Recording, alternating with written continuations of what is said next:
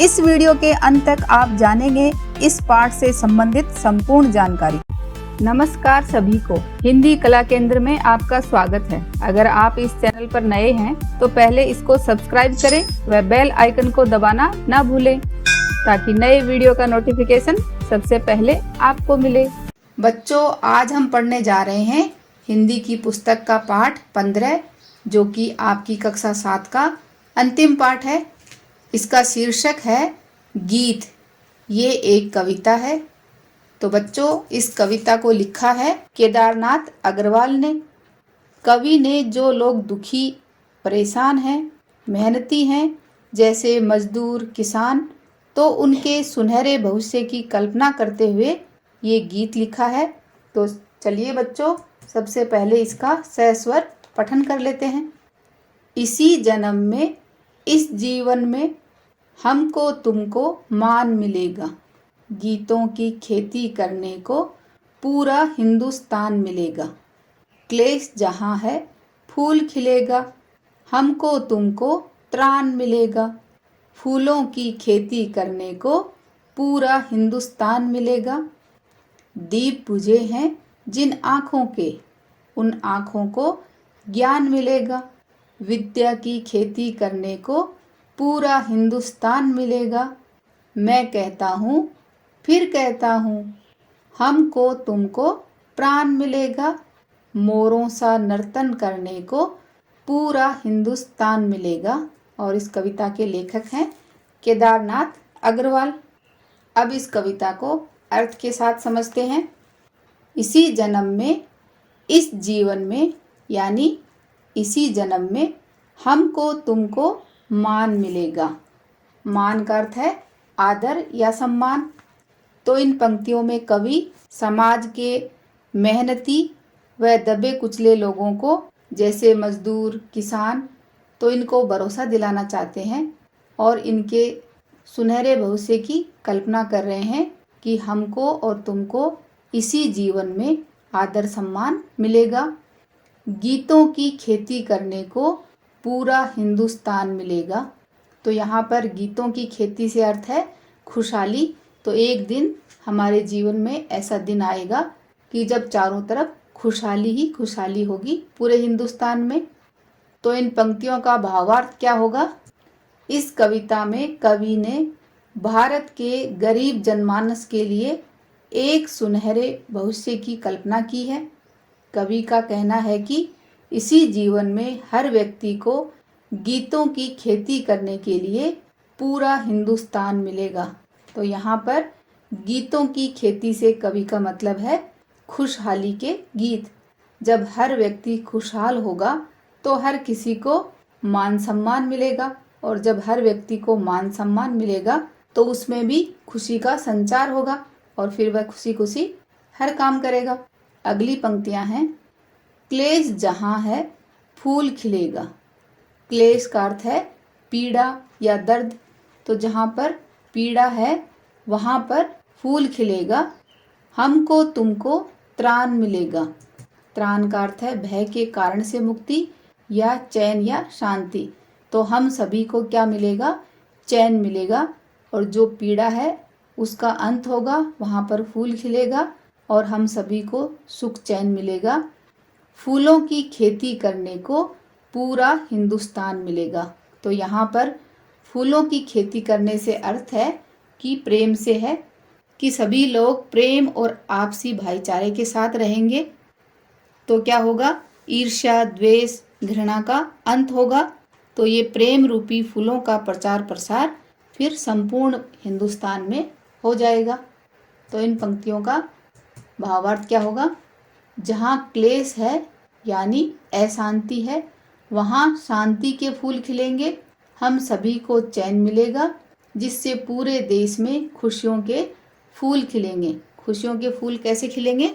कि सभी लोग जब आपसी भाईचारे और प्रेम के साथ रहेंगे तो ईर्ष्या, द्वेष और घृणा का अंत होगा और सभी जगह खुशियों के फूल खिलेंगे। दीप बुझे हैं जिन आँखों के, उन आँखों को ज्ञान मिलेगा। ज्ञान का अर्थ है जानकारी या जानना। तो यहाँ पर दीप बुझे हैं जिन आँखों के, तो इससे अर्थ है कि जिन लोगों की आँखों पर घमंड का पर्दा पड़ा है, उनकी बुद्धि पर अंधकार छाया है, तो उन्हें भी सद्बुद्धि आ जाएगी और उन आँखों को ज्ञान मिलेगा, उन्हें भी पढ़ने लिखने का पूरा मौका मिलेगा। जो लोग अनपढ़ हैं, पढ़ नहीं लिख पाते, उनके दीप बुझे हुए हैं, तो उनको भी पढ़ने और पढ़ाने का पूरा मौका मिलेगा।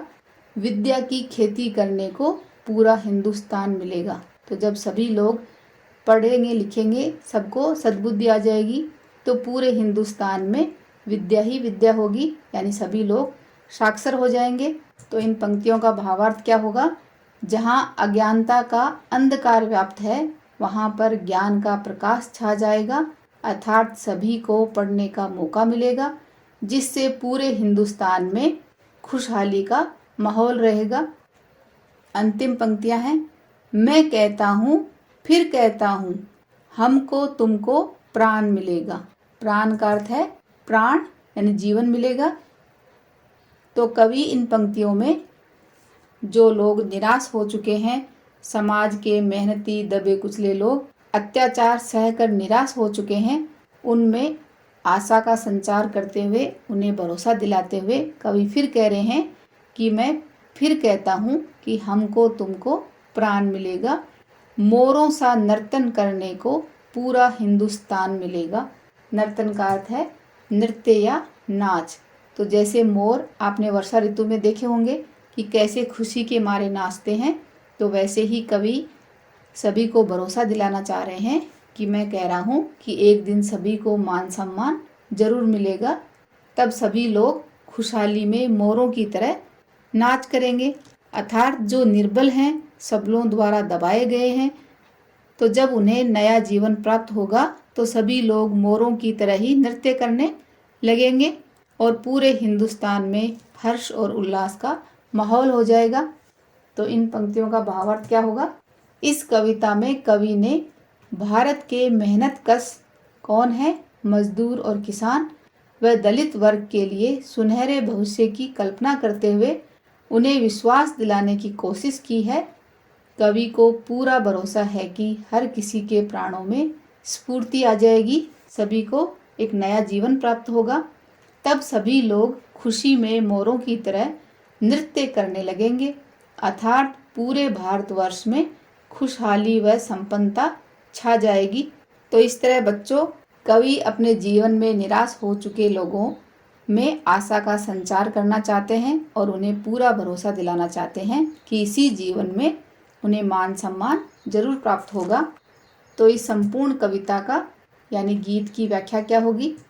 प्रस्तुत कविता में कवि केदारनाथ अग्रवाल जी ने इस गीत के माध्यम से समाज के वंचित व पीड़ितों को नई वाणी दी है।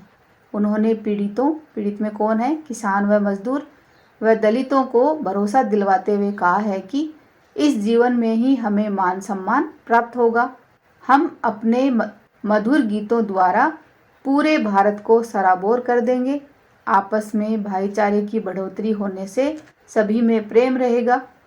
प्रेम बढ़ने से लोगों में व्याप्त ईर्ष्या, द्वेष, घृणा आदि भावनाएं समाप्त हो जाएंगी, जिससे प्रेम रूपी फूलों का प्रचार प्रसार पूरे भारत में फैलेगा। जो मनुष्य अज्ञानता के कारण अशिक्षा से ग्रसित हैं, जो निराशावादी हो चुके हैं, जो भविष्य के बारे में नहीं सोच पाते हैं, उन्हें भविष्य दृष्टि प्राप्त होगी। अशिक्षितों को पठन पाठन का मौका प्राप्त होगा। शिक्षा के प्रसार से पूरा भारत पल्लवित होगा। कवि विश्वास के साथ कहता है कि जो निर्बल हैं, सबलों द्वारा दबाए गए हैं, उन्हें नया जीवन प्राप्त होगा। नया जीवन प्राप्त करने के बाद भारत का हर आदमी मोरों की तरह नाचने लगेगा और पूरा हिंदुस्तान हर्ष उल्लास का आनंद लेगा। तो इस तरह बच्चों, उम्मीद करती हूँ कि आपको ये कविता बहुत अच्छी तरह समझ में आ गई होगी। अब इसके अभ्यास प्रश्नों को इसके भाग 2 में करेंगे और अब मिलते हैं आपकी कक्षा 8 में। अगर हमारे वीडियो बन ही रहे हैं आपके फेवरेट, तो फिर क्यों ना करें इनको लाइक, सब्सक्राइब और रिकमेंड। हमें और बेहतर बनाने के लिए आप कर सकते हैं कमेंट। धन्यवाद।